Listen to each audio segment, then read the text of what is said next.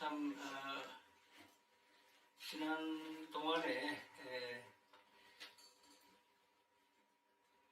놀라운 하나님의 은혜에 대한 감동도 있었지만은 많은 분들의 사랑을 제가 받고 있었구나 하는 것을 확인하는 그런 기간이기도 했습니다. 병원의 그 병실에 칼렌더가 없더라고요. 제 방만 그런지 칼렌더가 없어가지고 날짜와 요일이 분명치 않아서 가끔 집사람이 오늘은 며칠이다 그러면 벌써 그렇게 됐나 뭐 그런 식으로 지난 시간들이었습니다. 이제 우리의 달력이 마지막 한 장 남았는데요. 제가 어제 밤부터 이 코감기가 좀 있어서 여러분 불편하더라도 양해해 주시기 바랍니다. 혹시 헨리 입센의 마지막 입세처럼 12월달 달력 한 장을 이렇게 바라보면서 다음 장이 걸려질지 안 걸려질지를 생각하는 그런 시간을 갖는 건 아닌지 하는 생각을 해봅니다. 특히 요즘 같은 시국에는 더 그렇겠지요. 그런데 놀랍게도 우리는 매해마다 다음의 달력을 뒤에다 걸어놓고 흰 눈이 덮여진 12월 칼렌더를 뜯어내든지 바꿔내리고 10년도 칼렌더를 무심코 걸어왔던 우리들을 생각해 봅니다. 사실 이 마지막 입세의 그림을 그려준 그 상황이 마지막 칼렌더를 넘기면 예수님의 보혈의 그 십자가가 다음 칼렌더에 걸리는 것 같은 그런 우리가 생각을 해본다면 참 은혜가 되지 않을까.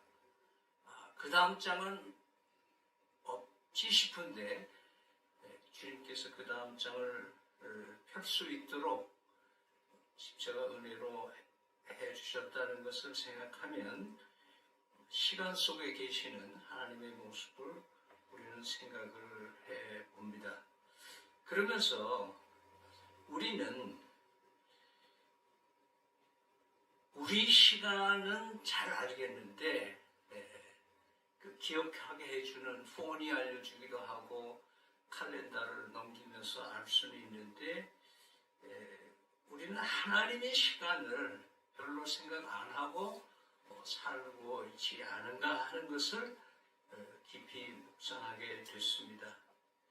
사실 예수님을 제대로 믿고 거듭난 성도라고 하면 우리가 살고 있는 시간이 우리 자신의 시간인가 하나님의 시간을 우리가 살고 있는가 하는 것 좀 한번 질문해 볼 수 있습니까?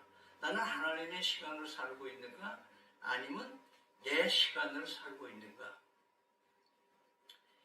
요한복음 3장 16절을 같이 한번 외울까요? 시작.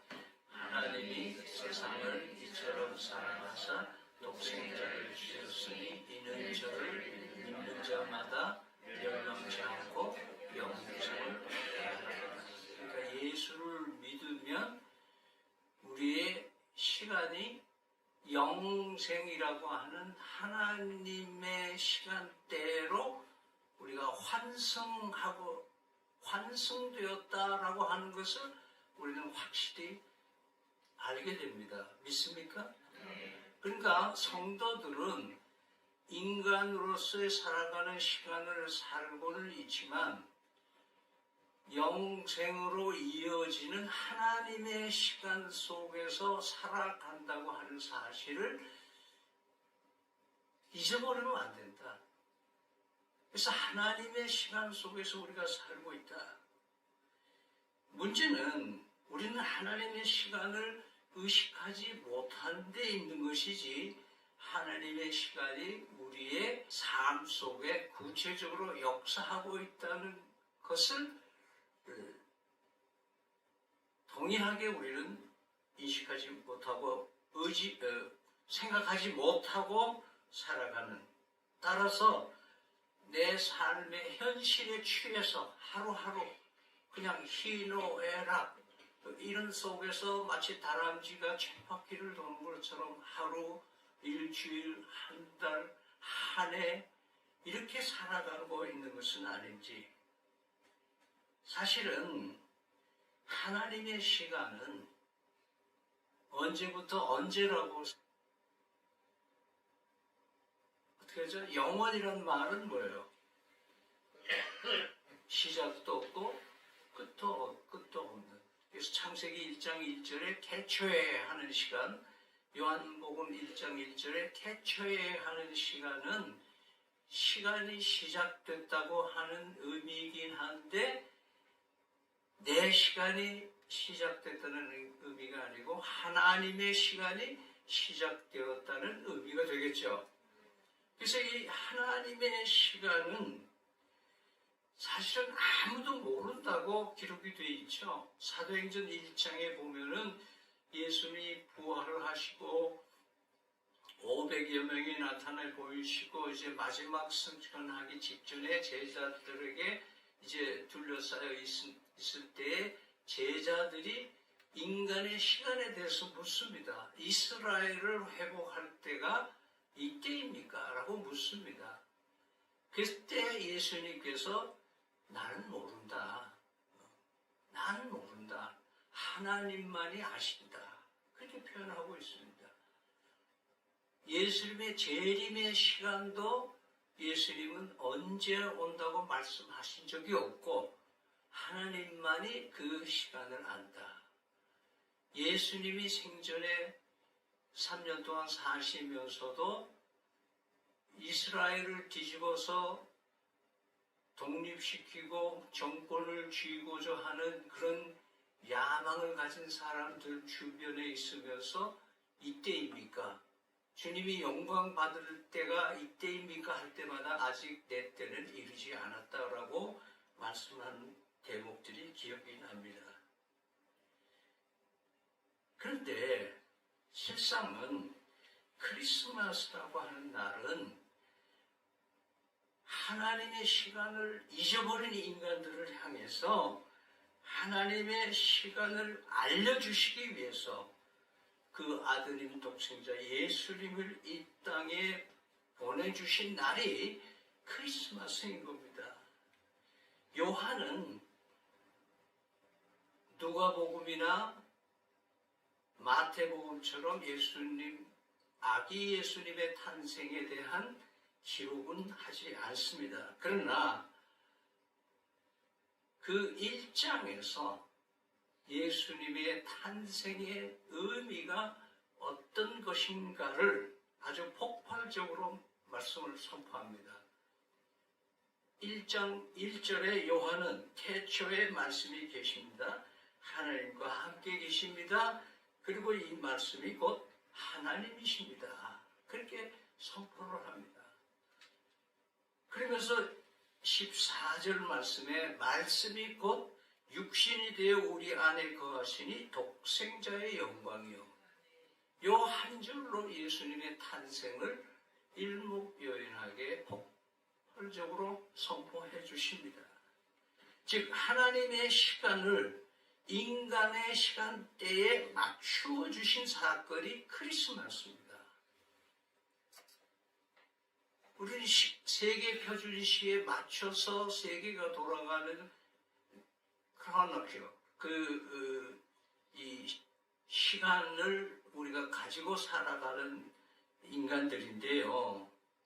하나님이 하나님의 시계를 인간 시계에다가 맞추기 시작하는 시점이 예수님의 탄생의 시점이라고 우리는 말할 수가 있습니다.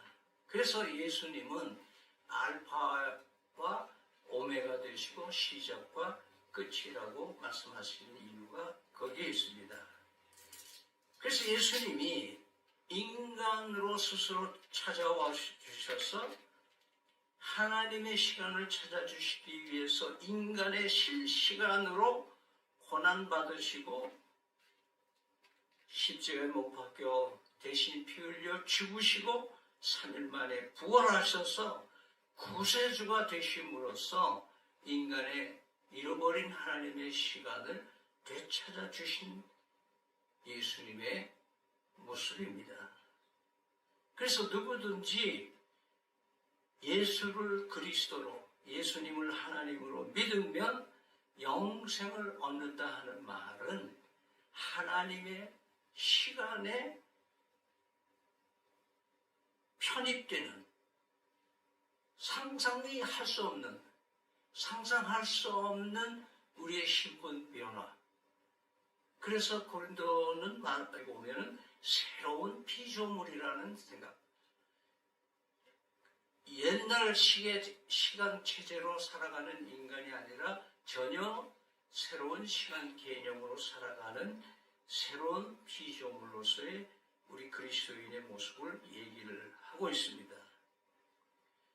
그러므로 우리는 이런 새로운 시간의 의식 변화가 없으면 우리는 일상에서 우리 시간에 함몰되어 가지고 끊임없이 펼쳐지는 우리의 고난과 역경과 눈물과 아픔과 걱정과 근심 속에서 헤어나지 못하는 그런 속물적인 인간의 모습으로, 옛 모습으로 그냥 살아가는 우매함이 우리에게 있는 것입니다. 그러면 하나님의 시간을 우리는 어떻게 살아낼 수가 있는가 이 말이에요. 감히 우리 같은 인간이 하나님의 시간을 어떻게 하면 살아낼 수 있는가? 그것이 오늘 본문에서 강조하는 겁니다. 이 시편 기자는 이스라엘 역사를 그냥 뒤흔드는 사건들의 배우로 하면서 27장 14절 여러분들이 읽으신 대로 여호와를 뭐하라? 기다리라. 강하고 담대하며 여호와를 어떻게 하라? 기다리라. 자, 하나님의 시간을 사는 비결은 기다리는 겁니다. 기다리는 게 하나님의 시간을 살아가는 비법이에요. 그래서 기다림은 하나님의 시간에 순종하는 것이다. 한번 따라 하시기 바랍니다. 기다림은 하나님의 시간에 순종하는 것이다. 여러분이 잘 아는 사울은 아주 그 좋은 환경에 아주 인물도 좋고 키가 훨씬 멋있는 남자입니다. 그런데 하나님이 그 사울을 택해서 이스라엘의 초대 왕을 삼습니다. 그런데 이 사울이 자기가 왕이면서도 직분을 남용해가지고 사무엘을 기다리지 못하고 하나님의 시간을 기다리지 못해서 월권함으로써 사무엘은 그때부터 하나님의 시간에서 배제되는 인물로 역사가 기록하고 있습니다. 그때 나온 유명한 말씀이 제사보다 뭐가 순종이 더 하나님이 기뻐하시는 것이다. 여러분 잘 아는 대로 창세기 21장에 보면은 세 명의 천사가 지나가다가 아브라함을 만납니다. 아브라함이 간절히 청해서 식사 대접도 하고 쉬었다 가십시오 합니다.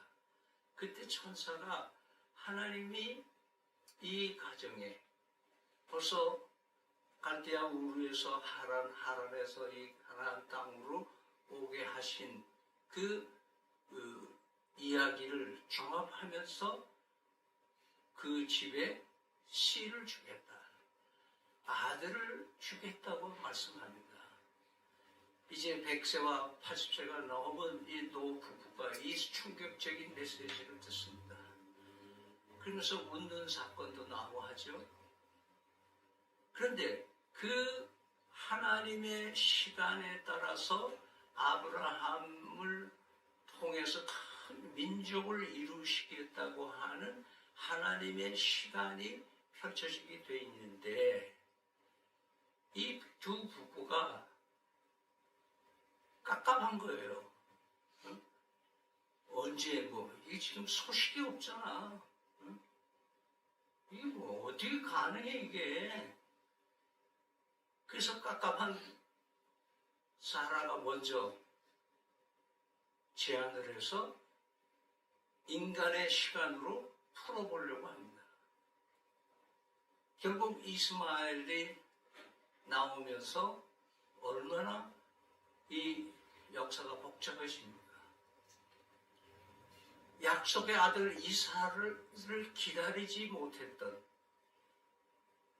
아브라함과 사라의 모습을 우리는 잘 알고 있습니다. 그러면서 우리는 이런 질문을 합니다.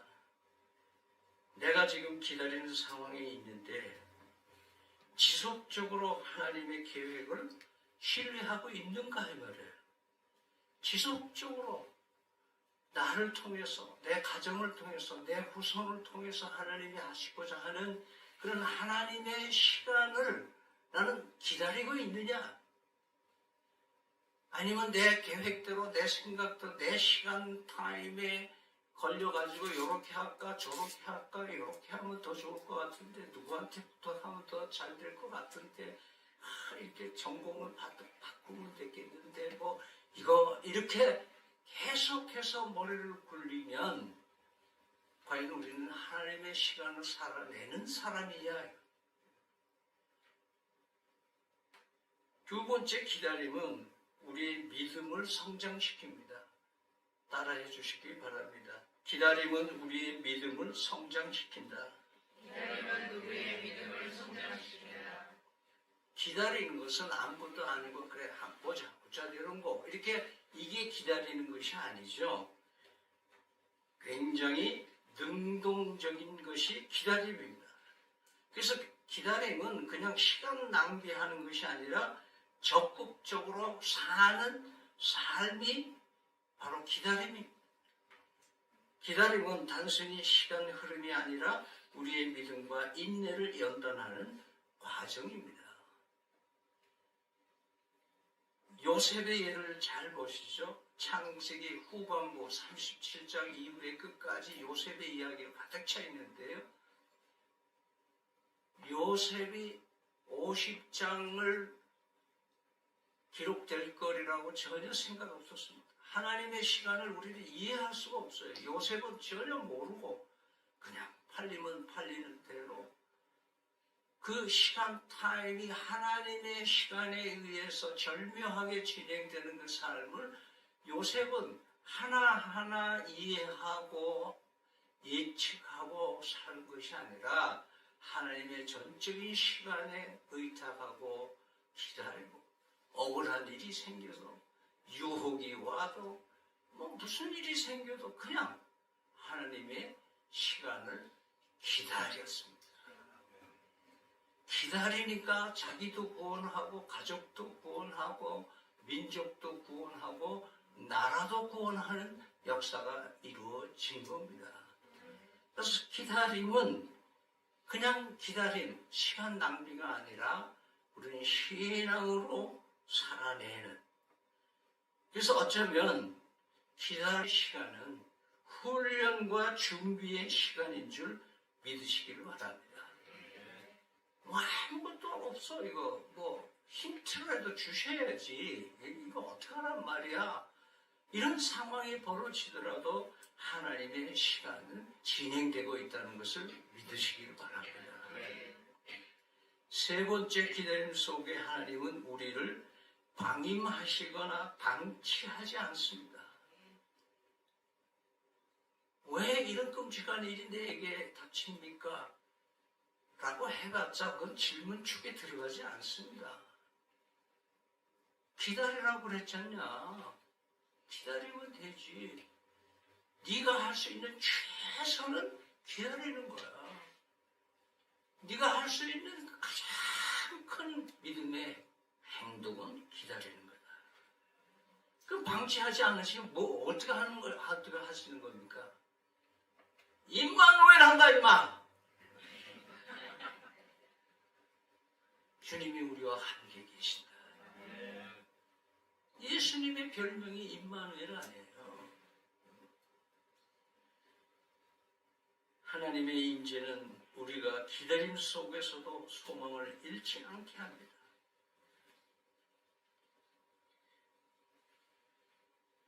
다윗은요, 얘기 안 할 수가 없죠. 자기가 왕이 되겠다고 하고 꿈을 꾸거나 뭐 야심을 가져본 적이 없는 사람이에요. 그냥 형제들도 부모도 기대하지 않고 그냥 찬밥처럼 그냥 들에 그냥 양들하고 내버려뒀던 그런 다윗이에요.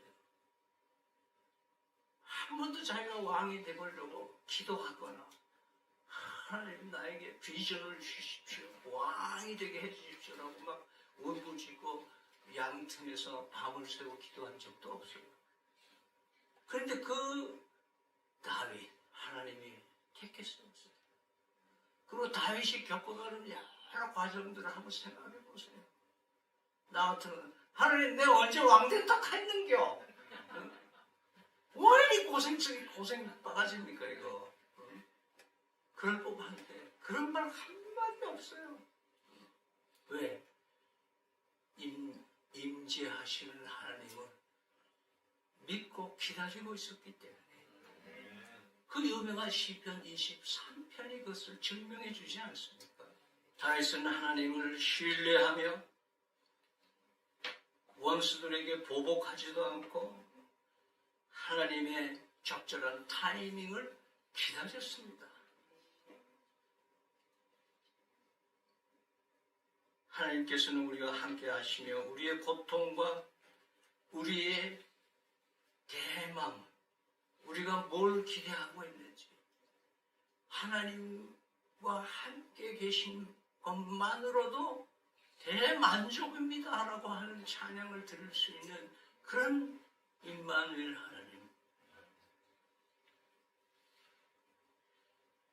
그러므로 기다림은 어떻게 되겠지가 아니라 옛날 우리 어른들은 하늘이 무너져도 솟아날 군용은 있다. 그런 아주 안일한 속담이 있습니다만은 어떻게 되겠지가 아니라 반드시 이루실 것입니다. 하나님의 임재의식을 가지고 제가 한번 말씀드린 적이 있습니다. 시인이 그 사람이 좋다 나쁘다를 뭘로 가름하느냐, 헌금이 기준이냐, 교회 출석이 기준이냐, 오이코스 전도 많이 하는 게 기준이냐, 무엇이 그 사람의 신앙의 척도냐. 하루를 지나면서 하나님이 나와 함께 계신다는 의식을 갖는 시간이 몇 프로를 차지하느냐 이거예요. 그것이 그 사람의 신앙의 척도라고 할 수 있어요. 하나님이 나하고 함께 하신다는 것을 잊어버리고 사는 사람이 되어서는 안 됩니다. 우리 한번 그 경험들 하잖아요. 어렸을 때 부모 따라서 뭐 장터인가 어디 나갔다가 너 여기서 기다려. 그럼 거기 그냥 약속을 믿고 기다리면 거기에 부모님의 임재와 동일한 효과가 있어요, 없어요? 부모는 그 자식을 잊어버릴까요? 안 잊어버릴까요? 안 잊어버리고 그 자리에 꼭 오시대요.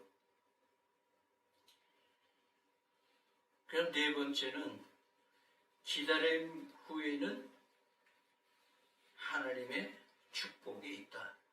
같이 하시기 바랍니다. 기다림 후에는 하나님의 축복이 있다. 기다림 후에는 하나님의 축복이 있다. 하나님의 시간 속에 우리는 하나님의 시간을 다 일일이 이해하지 못하는 그 시간 뒤에 감춰진 하나님의 비밀의 경륜이 있는 줄 믿으시길 바랍니다. 나는 모르고 있지만 하나님만이 아시는 비밀한 경륜이 있습니다. 아마 여러분 하나님의 경험하는 삶을 하신 분들은 아시죠? 하나님은 의로우시기 때문에 항상 우리의 길을 어떻게 하신다?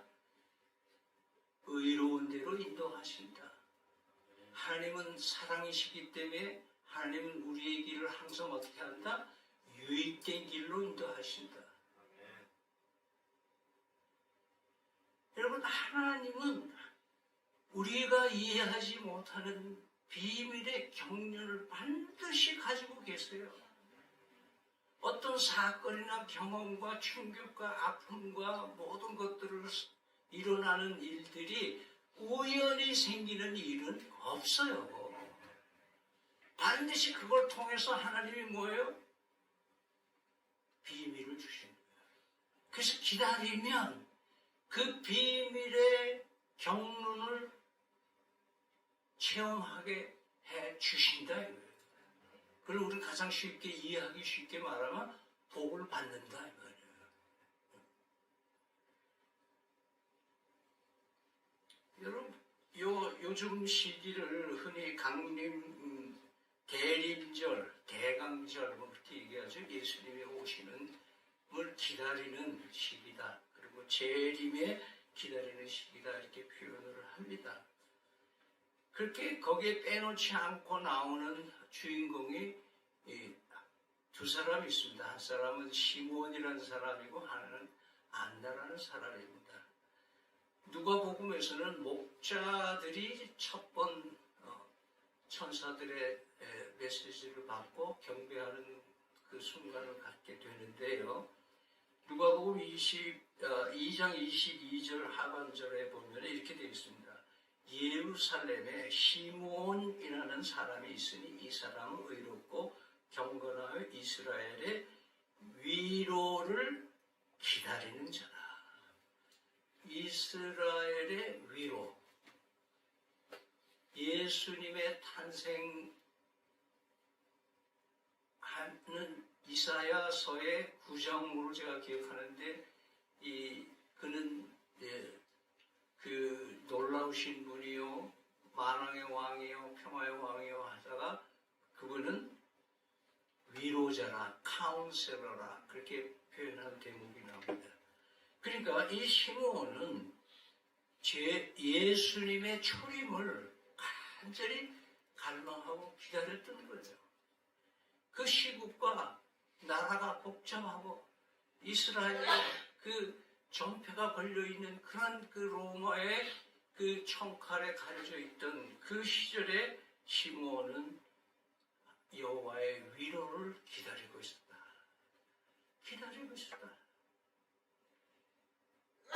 그 성령이 그 위에 계시더라. 그가 주의 그리스도를 보기 전에는 죽지 아니하리라는 성령의 지시를 받았더니 성령의 감동으로 성정에 들어가매 마침 부모가 율법의 관례대로 행하고자 하여 그 아기 예수를 데리고 오는지라.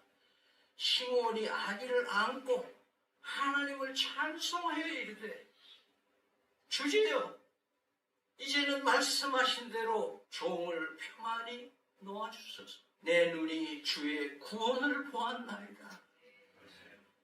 내 눈이 주의 구원을 보았나이다. 뭐 했기 때문에? 기다렸기 때문에. 엄청나잖아요. 가서 경배할 수 있는 것도 특권인데 그 메시아 예수를 자기 품에 안아본 시므온의 모습을 봅니다.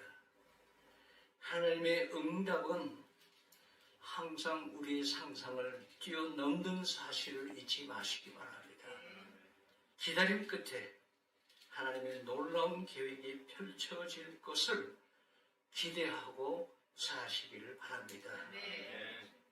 하나님의 응답이 있을 때 감사로 화답하며 그 비밀의 경륜이 나로부터 시작될 뿐 아니라 나를 통해서 다음 세대로 이웃으로 이어진다는 사실 여러분 잊지 마시기 바랍니다. 결론적으로 말씀드리면 기다림은 믿음의 과정이며 하나님의 타이밍은 항상 완벽합니다. 이 문장 길지만 따라 하시기 바랍니다. 기다림은 믿음의 과정이며 믿음은 믿음에 맞으며 하나님의 타이밍은 항상 완벽합니다.